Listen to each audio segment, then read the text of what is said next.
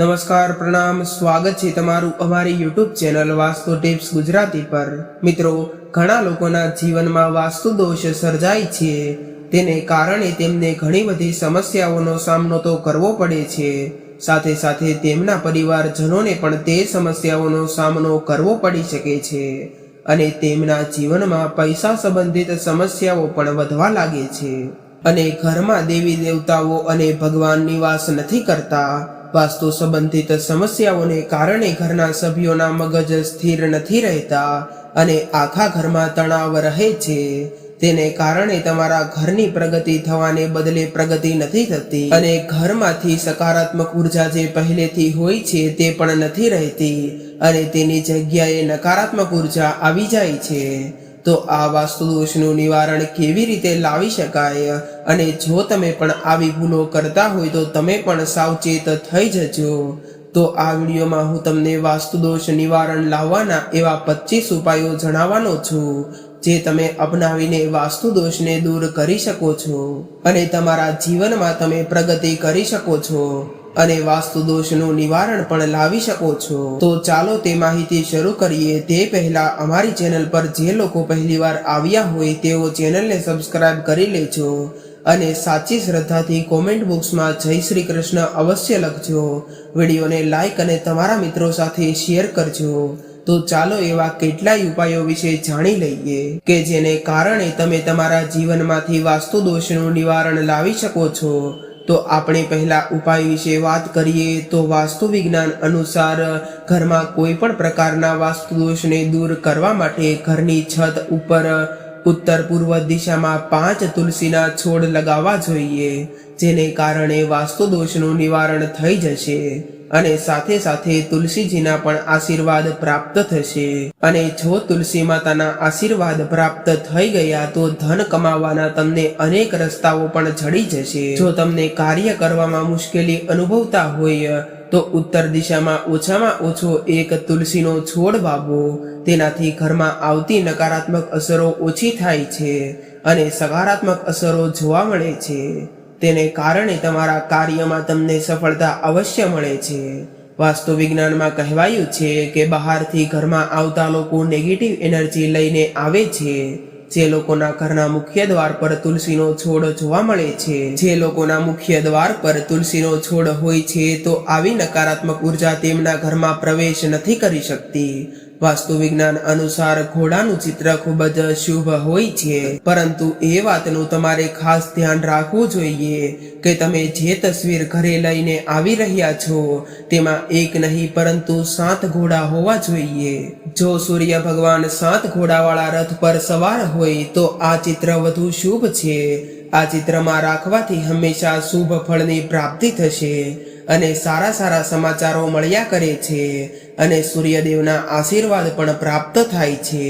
ઘોડાનું ચિત્ર લગાવવા માટે પૂર્વ દિશા શુભ માનવામાં આવે છે। સૂર્યદેવ પૂર્વમાંથી ઉગે છે અને તેમના રથમાં 7 ઘોડા હોવાનું કહેવાય છે।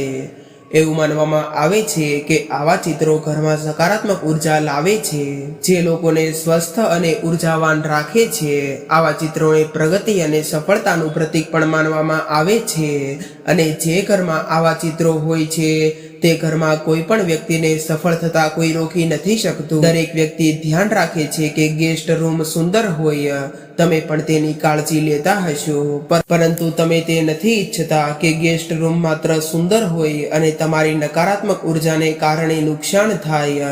જો તમે ગેસ્ટ રૂમને સુંદર દેખાડવાની સાથે સાથે વાસ્તુ સુસંગતતાનો લાભ મેળવવા માંગો છો તો આ રૂમમાં તમે એક વિશેષ વસ્તુઓ રાખી શકો છો જેને કારણે તમારી પોઝિટિવિટી વધારી શકે।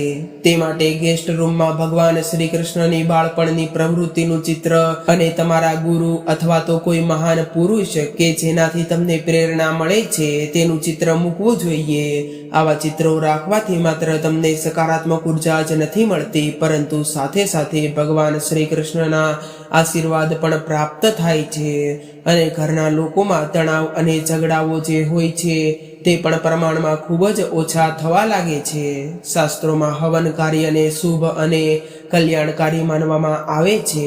વાસ્તુ વિજ્ઞાનમાં હવનના ચિત્રો પણ એટલા જ શુભ માનવામાં આવે છે. વાસ્તુ સિદ્ધાંતો અનુસાર હવનનું ચિત્ર ઘરના દક્ષિણ પૂર્વ ખૂણામાં લગાવવું જોઈએ.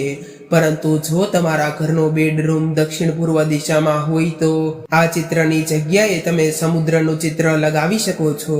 પરંતુ ધ્યાન રાખો કે આ ચિત્રમાં દરિયો શાંત હોવો જોઈએ. વાસ્તુ વિજ્ઞાનમાં શંખનું ઘણું મહત્વ હોવાનું કહેવાય છે અને શંખ એ ભગવાન વિષ્ણુને પ્રિય છે. વાસ્તુ સિદ્ધાંત અનુસાર જો શંખને શુભ સમયે પૂજા સ્થાનમાં રાખવામાં આવે છે તો આ ખાસ કરીને હોળી, રામનવમી, જન્માષ્ટમી, દુર્ગા પૂજા, દિવાળી અથવા રવિ પુષ્ય યોગ અથવા તો ગુરુ પુષ્ય યોગ દરમિયાન જો તેની પૂજા અગરબત્તીથી કરવામાં આવે છે અને દીવો કરવામાં આવે છે તો ઘરમાં વાસ્તુ દોષ નહીં રહે, તેની અસર ઓછી થાય છે અને લોકોમાં એક સકારાત્મક ઉર્જાનો સંચય થાય છે. જો શક્ય હોય તો સૂર્યાસ્ત પહેલા અને સૂર્યોદય સમયે શંખ વગાડવો જોઈએ અથવા તો આરતીના સમયે શંખ વગાડવો સર્વશ્રેષ્ઠ માનવામાં આવે છે અને તેને કારણે તમામ દેવી દેવતાઓ પણ તમારા પર સદૈવ માટે પ્રસન્ન રહે છે. તેનાથી ઘર અને તમારી આસપાસનું વાતાવરણ શુદ્ધ અને ઉર્જાવાન બને છે. વાસ્તુ વિજ્ઞાનમાં ઘરના મુખ્ય દરવાજાનું ઘણું મહત્વ છે. વાસ્તુ સિદ્ધાંત અનુસાર જો ઘરનો મુખ્ય દ્વાર વાસ્તુ દોષના પ્રભાવમાં હોય તો ઘરમાં રહેતા લોકોને ઘણીવાર કોઈને કોઈ સમસ્યાઓનો સામનો કરવો પડે છે. મુખ્ય દરવાજાના વાસ્તુ દોષની પણ વ્યક્તિની આર્થિક સ્થિતિ પર ખરાબ અસર પડે છે, જેને કારણે લોકોને આર્થિક તંગીનો ખરાબ સામનો કરવો પડી શકે છે અને માતા લક્ષ્મી પણ દરવાજેથી જ પાછા ફરી જાય છે. તેથી મુખ્ય દરવાજાને નકારાત્મક ઉર્જા અને વાસ્તુ દોષથી મુક્ત રાખવા માટે મુખ્ય દરવાજા પર સ્વસ્તિક અથવા ઓમ લગાવવું જોઈએ. આમ કરવાથી ઘરમાંથી નકારાત્મક ઉર્જા બહાર નીકળી જાય છે અને સકારાત્મક ઉર્જાનો સંચય થાય છે. ભગવાન ગણેશની મૂર્તિ મુખ્ય દરવાજા પર મૂકવામાં આવે છે, પરંતુ ભગવાન ગણેશની મૂર્તિ મૂકતી વખતે એ વાતનું ધ્યાન રાખવું જોઈએ કે ભગવાન ગણેશનું મુખ ઘરની અંદરની તરફ હોવું જોઈએ. ગણેશજી દરેક રીતે શુભ છે, પરંતુ વાસ્તુ દોષને દૂર કરવામાં સિંદૂર રંગના ગણેશજી ખૂબ જ મહત્વના છે, જેને કારણે ઓછા સમયમાં જ તમારા ઉપર જે વાસ્તુ દોષ હશે તે દૂર થઈ જશે. જે ઘરોમાં રસોડું દક્ષિણ પૂર્વ એટલે કે દક્ષિણ પૂર્વ ખૂણામાં ન હોય ત્યાં વાસ્તુ દોષ દૂર કરવા માટે સિંદૂરી ગણેશજીનું ચિત્ર ઉત્તર પૂર્વ એટલે કે રસોડાના ઉત્તર પૂર્વ ખૂણામાં લગાવવું જોઈએ. વાસ્તુ વિજ્ઞાન અનુસાર રસોડું દક્ષિણ પૂર્વ ખૂણામાં હોવું શુભ માનવામાં આવે છે.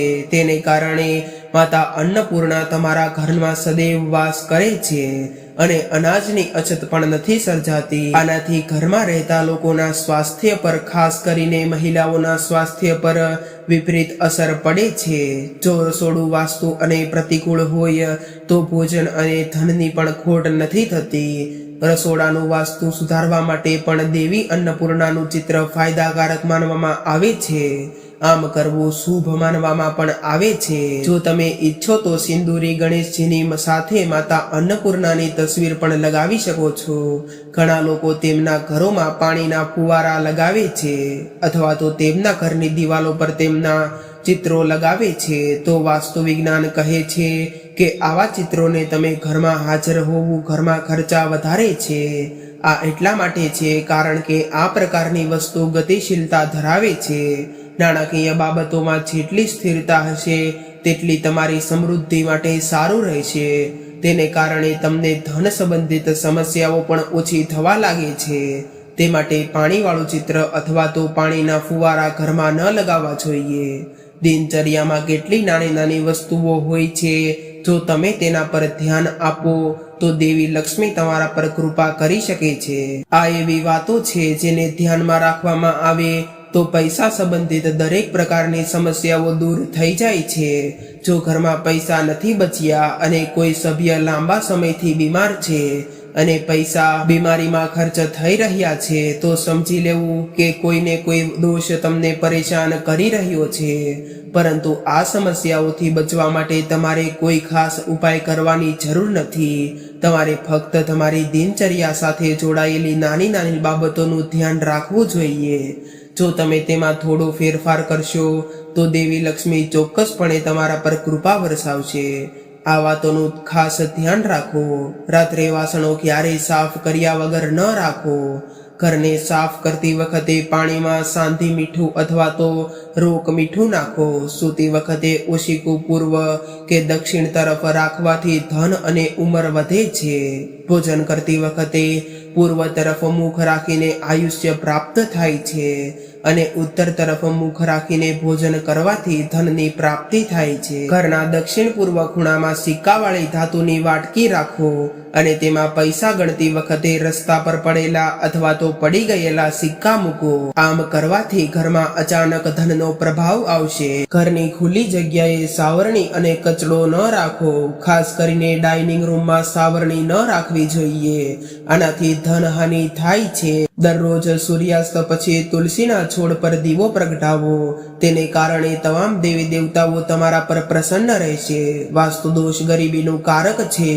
જો તમે ઘણા પ્રયત્નો કરવા છતાં પણ ભાગ્ય તમારા પક્ષમાં નથી મેળવી શકતા તો તમારા ઘરમાં ચોક્કસ વાસ્તુ દોષ હોઈ શકે છે. વાસ્તુશાસ્ત્ર આપણી આસપાસ હાજર નકારાત્મક અને સકારાત્મક સિદ્ધાંતો પર કામ કરે છે. જો આપણી આસપાસ ફેલાયેલી નકારાત્મક ઉર્જા વધુ સક્રિય થઈ જાય તો દરેક કાર્યમાં નિષ્ફળતાનો સામનો કરવો પડી શકે છે. આ સિવાય તમારે આર્થિક સમસ્યાઓનો સામનો પણ કરવો પડી શકે છે.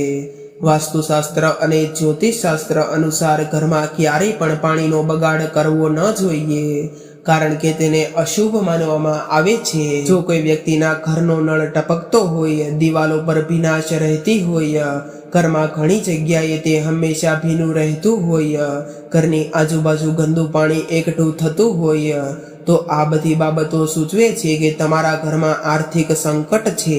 જ્યોતિષશાસ્ત્રમાં પણ કુંડળીમાં ચંદ્રના ખરાબ પ્રભાવને કારણે આવી પરિસ્થિતિઓ ઉત્પન્ન થાય છે. જો ચંદ્ર ખરાબ હોય તો આર્થિક સંકટ આવવાની સંભાવના રહે છે.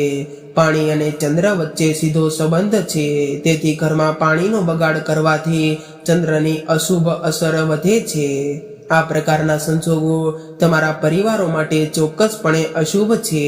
તેથી તમે તેને ટાળવાનો પ્રયાસ કરો. વાસ્તુ દોષ દૂર કરવાના ઉપાયો. દરેક વ્યક્તિ પોતાના ઘરમાં સુખ, શાંતિ અને સમૃદ્ધિ ઈચ્છે છે. આ માટે તેઓ અનેક પ્રકારના ઉપાયો પણ અપનાવે છે. આ ઉપાયોમાં ધર્મ, જ્યોતિષ અને વાસ્તુ સંબંધિત વસ્તુઓ પણ સામેલ છે. ઘરની સમૃદ્ધિ જાળવવા માટે સામાન્ય રીતે દરેક વ્યક્તિના દરવાજા પર શ્રી ગણેશાય નમઃ અથવા તો તેમનું પ્રતીક હોય છે. ગણેશજીની સાથે સ્વસ્તિક અને ઓમ બનાવવાથી ચોક્કસપણે સકારાત્મક પરિણામ જોવા મળે છે. ઘરના મુખ્ય પ્રવેશ દ્વાર અથવા દરવાજા પર ગણેશજીનું ચિત્ર અથવા પ્રતિમા મૂકીએ તે શુભ માનવામાં આવે છે. દરેક શુભ કાર્યમાં પ્રથમ પૂજનીય ગણેશજીના નામથી શરૂ થાય છે.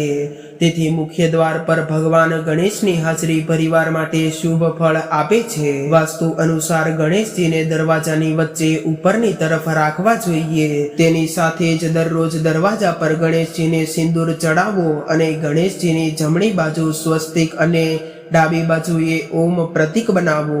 તો મિત્રો, આ સાથે આપણો આજનો વિડીયો અહીં પૂર્ણ થાય છે. જો તમને અમારો વિડીયો પસંદ આવ્યો હોય તો ચેનલને સબસ્ક્રાઇબ કરી લેજો અને આવા વિડીયો જોવા માટે નોટિફિકેશન બેલને ઓન કરી લેજો. સાચી શ્રદ્ધાથી કોમેન્ટ બોક્સમાં જય શ્રી કૃષ્ણ લખી દેજો. વિડીયોને લાઈક અને તમારા મિત્રો સાથે શેર કરી લેજો. ફરી મળીશું એક આવા જ નવા વિડીયો સાથે. ત્યાં સુધી સૌને મારા રાધે રાધે.